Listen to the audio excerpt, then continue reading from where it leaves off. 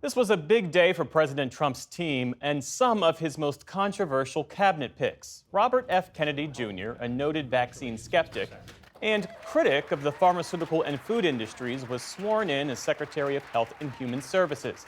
He now has oversight over the FDA, the CDC, Medicare, and Medicaid. He was confirmed in a tight vote with no Democratic support and a no vote from the former Senate Majority Leader, Republican Mitch McConnell. The Senate confirmed Brooke Rollins overwhelmingly with a bipartisan vote to become the new Secretary of Agriculture.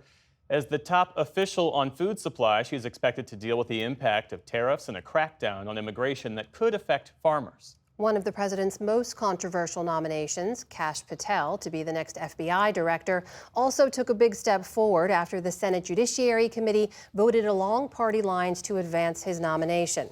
And Linda McMahon was pressed about President Trump's plans for the Department of Education during her confirmation hearing today.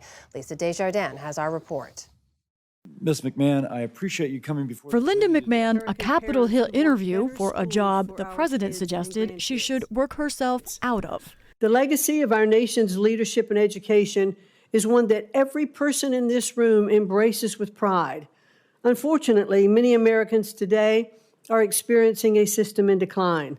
Democrats presented a united front against the nominee for Secretary of Education.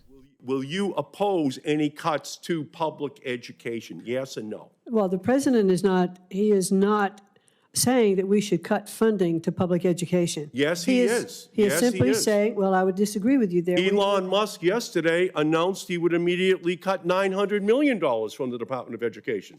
McMahon said she has not talked with Musk about the agency at all. Yesterday, the president made his position clear. Oh, I'd like it to be closed immediately. Look, the Department of Education's a big con job. But in her hearing, McMahon walked a finer line. It is not the president's goal to defund the programs.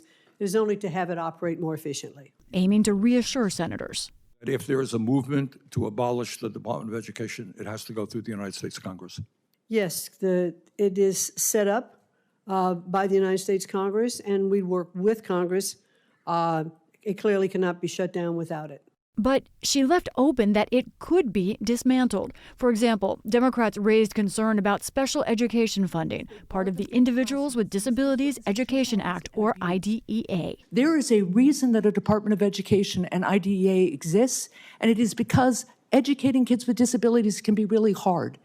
And it takes the national commitment to get it done. McMahon said she could not cut that, but she could move it. I think it could very well go back to HHS, where it started. All right, so I just want to be clear, you're going to put special education in the hands of Robert F. Kennedy Jr. This was a fundamental debate on education and government. Is it the responsibility of the federal government to say that every kid in America, whether you're poor, middle class, rich, gets a quality education? It is.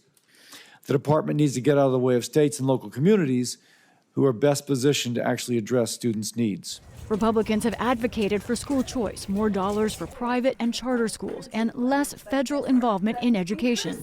Department of Education was set up in 1980, and since that time we have spent almost $1 trillion, and we have watched our performance scores continue to go down. U.S. results actually are a mixed bag, but years of increased per-pupil spending have not risen scores in proportion, and there are still pandemic setbacks. A recent national analysis showed that the average student is still half a grade level behind scores before COVID. It is complex, though Republicans see a simple bottom line. We're failing. It is a disaster. If you can't read, you can't learn. McMahon is the latest Trump nominee with an unconventional background. What a pleasant surprise! My wife! The billionaire is best known as the CEO of World Wrestling Entertainment, or WWE. She and her husband have been Trump donors and friends for years. Hey, look at this! Donald Trump! The hostile takeover of Donald Trump! But she is also an experienced nominee, running the Small Business Administration in his first term and serving on the Connecticut Board of Education and as a trustee at Sacred Heart University. Democratic senators were on guard. This was the first hearing since Trump and Elon Musk began gutting USAID and other agencies. What will you do if the president or Elon Musk tells you not to spend money Congress has appropriated to you? we will certainly expend those dollars that Congress has passed. But I do think it is worthwhile to take a look at the programs before money goes out the door. McMahon backed the administration's ban on transgender girls from competing in women's and girls' sports and his threat to pull federal funds from schools that don't comply. I do not believe that biological boys should be able to compete against girls in sports. And Trump's executive order against diversity, equity, and inclusion programs. She was asked about whether African American history classes could be in violation. I'm not quite certain, and I'd like to look into it further and get back to you on that. I think you're going to have a lot of educators and a lot of principals and administrators scrambling right now. Despite protester interruption,